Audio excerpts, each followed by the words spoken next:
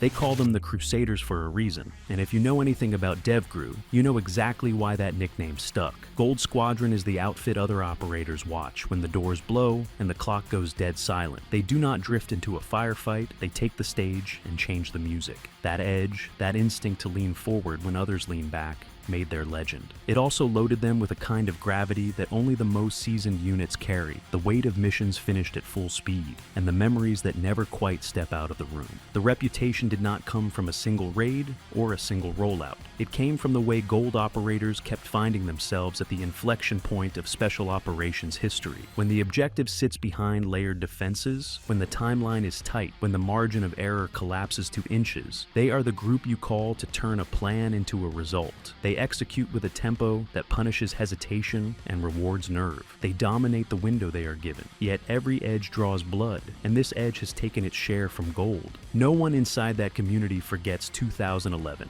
Extortion, 17, a CH-47 Chinook, shot down in Afghanistan, remains one of the darkest days in the wars of this era. 17 Navy SEALs lost, including 15 operators from Gold Squadron, a blow that ripped through the unit and through every team that ever cross-loaded with them. You cannot pretend that kind of loss is just an entry in a history book. It reorganizes people. It changes the way a room sounds when someone mentions the names. It turns remembrance into a living thing that travels with the squadron each time they kit up and step off. The grief was real, the hole was real, and so was the resolve that followed. Gold did not shrink from the line, they tightened into it. That is the part most outsiders never see, the after, the way a unit stitches itself back together without numbing what made it human in the first place. Gold earned a reputation inside DEVGRU as relentlessly battle-hardened, but that hardness did not mean emptiness. It meant carrying the mission and the memory at the same time and refusing to drop either. It meant running toward the next objective with the knowledge that the last one cost everything for friends you still talk to in your head.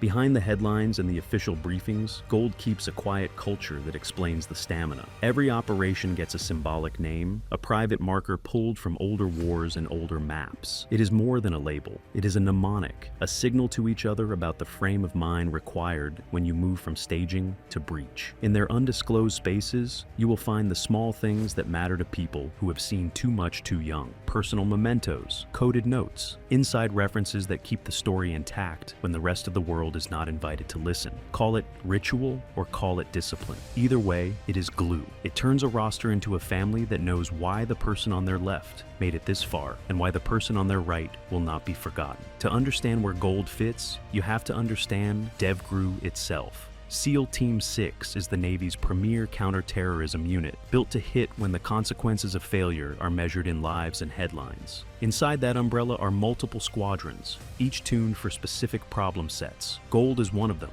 and its profile matches the mission. You do not wander into this team. You fight your way through it. Selection narrows the field to SEALs who already live on the far edge of performance. From there, training becomes a pressure chamber where physical fitness is assumed, mental durability is measured nightly, and tactical proficiency is the baseline, not the brag. The playbook is broad because the requirements are brutal. Gold operators train for close quarters, combat where corridors shrink, and decisions must be made faster than hands can shake. Precision marksmanship is standard. Language skills matter because the world is not one neighborhood, and because respect often starts with getting someone's words right. Urban warfare is its own education, with vertical problems, glass problems, crowd problems, and 1,000 cameras rolling while the team solves them. High-altitude parachute work extends reach. Underwater demolition keeps old SEAL DNA alive. Even cyber considerations live in the stack now because the modern battlefield is partly a signal environment that punishes anyone who does not adapt. The lesson is simple. Versatility is not a luxury, it is survival.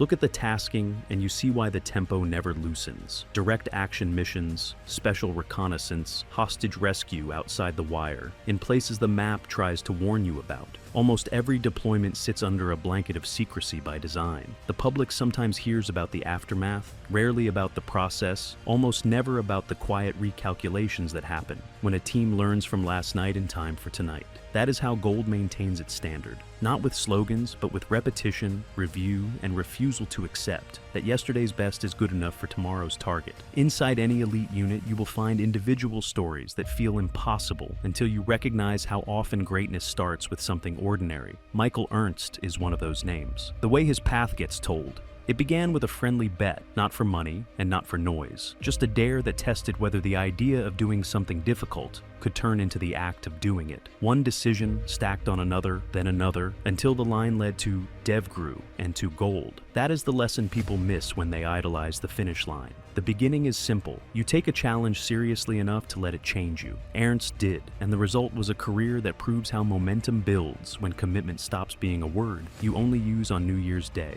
The cost of that road is not theoretical. Losing a teammate in combat reaches into every corner of a life. For members of Gold, the bond is forged under conditions most people will never face and should never have to. When a brother falls, the grief arrives fast, but it does not leave quickly. The answer, over time, has been to serve in another direction too. Many step into efforts that support the families who carry the ultimate weight, helping with logistics that are invisible from the outside, raising funds without fanfare, showing up, making sure that children and spouses who gave up more than anyone else have the strength of the community behind them. That is how legacy turns from a story into a responsibility kept. You can map all of this onto a single thread that runs through Gold Squadron's history. Aggressive by design, disciplined by habit, fatalistic enough to accept risk without letting it numb judgment. The rituals keep the center steady, the training keeps the edges sharp, the losses keep the purpose honest. Together, those elements explain why Gold is called when the nation needs a problem solved at high speed,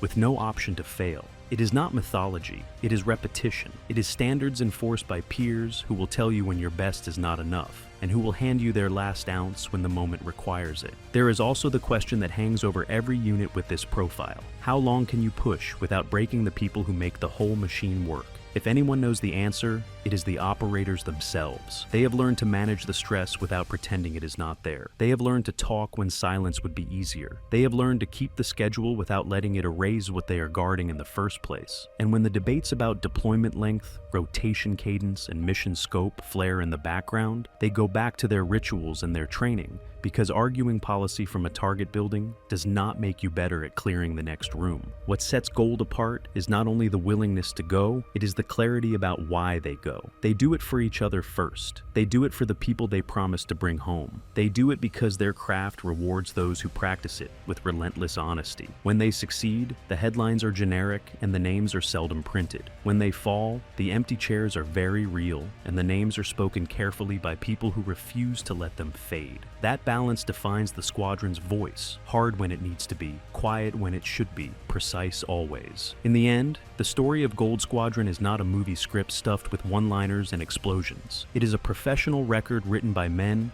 who selected into an unforgiving lane and then held themselves to it. The Crusaders' nickname is not an aesthetic choice. It tells you what happens when the ramp drops and the street ahead demands momentum. It tells you why their mission names echo older battles. It tells you why a simple bet could spark a career and why a memorial table can teach more about leadership than 100 PowerPoint slides. It tells you why grief can be a teacher and why service can be a light you carry into rooms that do not have any. If you want a single sentence that holds the whole picture, try this. Gold Squadron shows what happens when elite talent meets elite purpose and refuses to blink. The history is heavy. The standards are fierce. The work is quiet. The result is a unit that turns hard problems into finished missions while carrying the names of those who made that possible. That is not an easy balance. It is the only one that matters to them. What do you think? Let us know in the comments down below, and don't forget to like and subscribe.